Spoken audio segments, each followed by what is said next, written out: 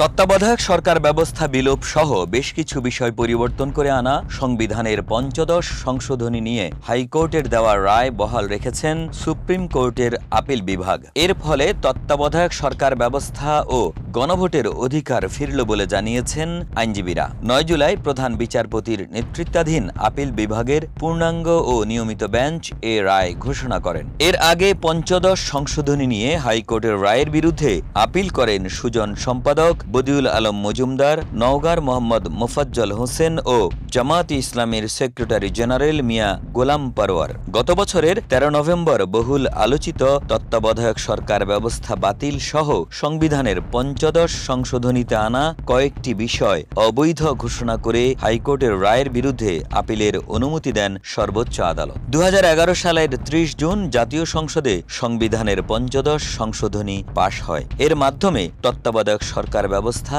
বাতিল করা হয়। ডেস্ক রিপোর্ট, মানব কণ্ঠ।